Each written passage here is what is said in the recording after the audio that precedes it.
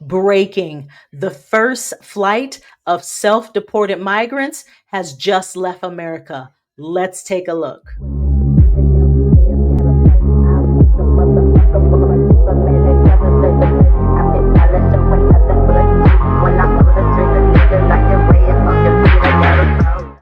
Hello, and thank you so much for joining me today. Again, my name is Andrea Banu.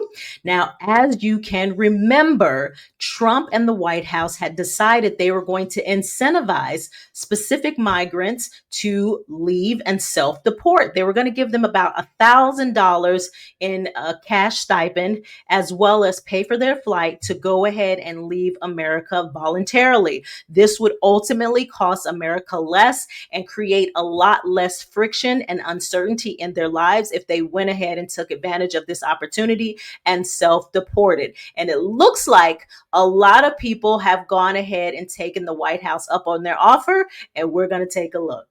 This is Outnumbered on a very busy news day. I'm Harris Faulkner here with my co-hosts Emily Campagno and Kaylee McEnany. Also joining us today, Riley Gaines is here, Outkick contributor and host of Gaines for Girls on Outkick. And John Yoo, UC Berkeley law professor, former Deputy Assistant Attorney General, and former law clerk for Justice Thomas. Welcome to our guests. Well, let's begin with Project Homecoming now. The Trump administration's charter flights to help willing immigrants, those who came here illegally, self-deport to their home countries. The Department of Homeland Security is sharing this video of that flight from Houston to Honduras and Colombia. 64 of those illegal immigrants boarded that charter jet free of charge. Officials handed out food and children's toys for each ride, and each person was given a $1,000 stipend for their cooperation. Now, remember, this was the incentive that was promised by President Trump shortly after he came into office. He's been talking about this for weeks, and now it's happening. Now, those illegal aliens will have a chance to legally return to the United States. He said, look, if you come back the legal way, you got to get in line. You won't be put first, but you can come back. And I really respect this. I respect this because the people who are self-deporting are going to be given an opportunity to come back because they're doing things the right way. ICE is not going to have to go knocking on your door, kicking doors down, dragging people out, separating families. They're not going to be held in any sort of detention centers and things of that nature. So those, specifically those who have small children and who are families with the husband, the wife, etc., if you do it this way, to me, it seems a lot cleaner, a lot less chaotic. And then you actually have an opportunity to come back the right way and legally. And I totally respect this because this is going to be for people who are good quality people who don't want to break the law, who don't want to be, hiding in the shadows, all of the however years are necessary in order to kind of get their footing in America. At first I was unsure about it because I was like, I don't like the idea of incentivizing people and paying them to get out when they came here illegally. But I do respect the fact that, some people are saying, okay, let's take this money, our American dollar is going to be a lot stronger wherever they're from, which gives them a little bit of cushion when they get home. We pay for the flight and then they can go there legally. Can come back legally and do it the right way. So I really respect that he is giving them an opportunity to come back the right way. If you self-deport.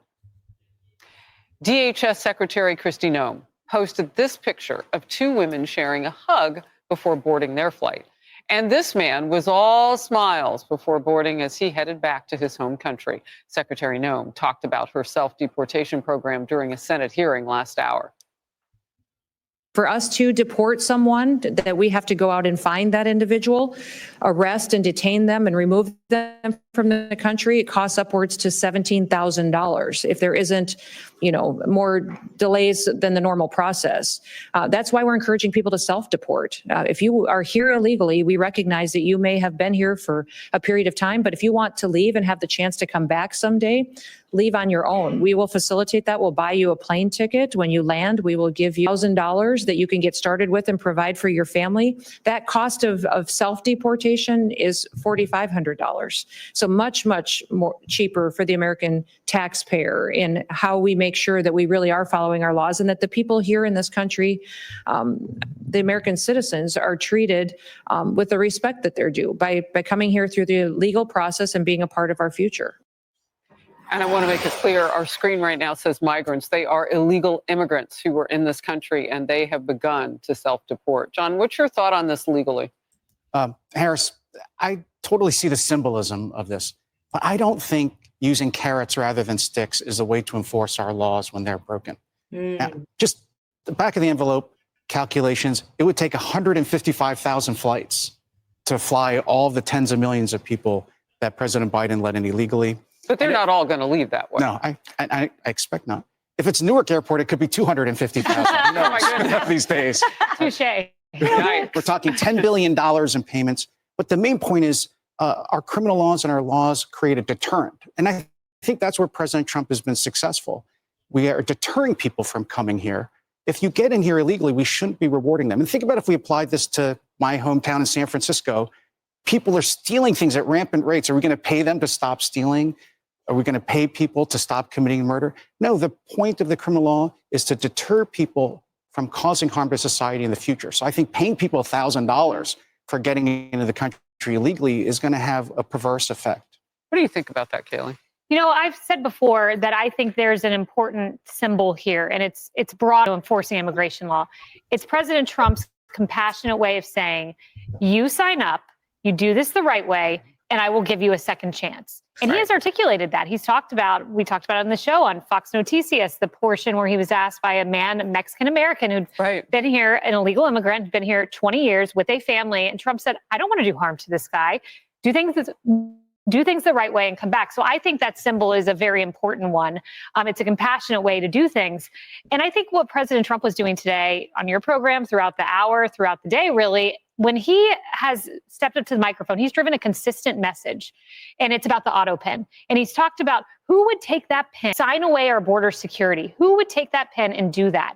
And I was looking, President Biden's first day in office, the stuff he was signing with the auto pen or whoever was signing, whatever, was ending discriminatory bans on entry to the United States as if that was a priority, diverting border wall funding. Someone took that pen and signed those proclamations and undid American safety. President Trump today, by signing the proclamation for this homecoming project, has taken the pen and signed up for American security, saving the American taxpayer $150 billion a year in money diverted to illegal immigrants. I like it, and I like the symbolism particularly. Yeah, and that pen was also pardoning his relatives. You know, yes. Biden had priorities, apparently. Yeah. Riley. Yeah, well, I think it's humane and transparent, which I believe the transparency key is important. It's what the American people voted for. It's strategic enforcement. You have to wonder how many people have entered into this country illegally under Joe Biden or even prior to that who want to go home but can't necessarily afford it. So I see it as a win-win. Of course, this is in the end of the game here. It's fewer tax dollars spent on deportation, and we're ridding the country of these migrants. It's not likely that the gang members are going to be leaving voluntarily, but it gives them the possibility of legal U.S. entry as well, which is important. And it debunks the narrative, too, that Trump is anti-immigration. This is not true. Right. Again, I'm married to an immigrant. My husband came over to the U.S. from England a few years ago for college. But under Biden, he wasn't able to get his green card because he wasn't willing to get the COVID shot. But day 2 of Donald Trump in office, he vacated this nationwide mandate that would require legal immigrants to get the COVID shot to receive their green card. So it debunks the whole Trump is anti-immigration narrative as well. You know, Emily, there's been lawfare, all these injunctions against this president. And I would have to think that at least in this way, he can take the reins and say, look, I'm going to CBP home. We're going to turn around Biden's CBP 1 and have you leave the country, self-deport. It is a way to kind of flout, look, you can come after me, but I'm still going to get the job done. Absolutely. Using his authority that he knows he has, in stark contrast to the prior president that didn't even know what his authority was. And Professor, respectfully, I think what interests me here is I think we're actually rewarding not illegal immigration, but we are rewarding the self-deportation. And I note that it sort of appears to be three doors, a choose your own adventure, essentially for the illegal immigrant. And tragically, the compassionate cruelty under the prior administration, their option was sexual assault, rapes, theft, beatings, horrid, deplorable conditions that were paid for by the taxpayers in the United States, but yet they were truly in like squalor for the entire time. And that was their option under the cartels, under pain of death or violence for their families if they didn't take them up on it. But if they stay here, what I love is that the president has painted what that portrait looks like. You persuaded me. I'm wrong. I've never said that before on television. Done. But yeah, I feel like, we showed through the enforcement mechanism of the DOJ, essentially, like, if you stay here, these arrests are going to happen. But look, we'll give you stuffed animals and the like to leave. So I see the comfort that these illegal immigrants have, the safety they have to get home safely, to me seems priceless. But I'm curious your thoughts on John, that. I think you got outnumbered. They should name a show after that. I know, right? Such a great You were idea. not outnumbered on the Newark point. And so, so there you have it. You have the self-deportations have begun. Now, it was only 64. It's going to have to be a whole lot more if Trump really wants to put a dent in the amount of people who came here illegally under Biden administration. But I do agree with them. This is a much safer method, especially if there are children involved. You really don't want them to be in those detention centers. You most certainly don't want to get separated by any means, and you want to get everybody home safe and comfortable. And this does seem like it's the best course of action. And then you can work on trying to come back in a more diplomatic, legal way, so that you can have an opportunity to be here in America and have your green card, work, get a path to citizenship, and just do things the right way. And so, like I said, at the very beginning, I was apprehensive. I do think that this is a cleaner, smoother approach for those good people who do just want a better opportunity for them to do it safely and then have an opportunity to come back. But what is your opinion? I would love to hear what you think. Do you think that this is, a good method to get, I would say those who are not gang members and families home safely without having to again hide, in the shadows of America and be captured and separated from their families? Do you think this is a good alternative, or do you agree with the gentleman who said, "Listen, we should not be incentivizing criminality. They came here illegally. We should not be paying them anything, and we should, deport them through ICE, and whatever happens, happens." What is your opinion?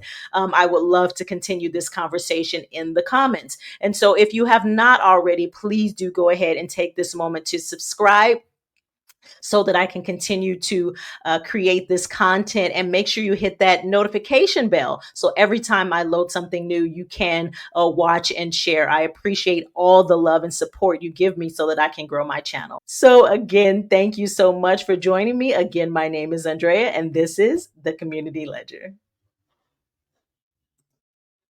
Be sure to like, share, and subscribe, and watch the next video by clicking right here.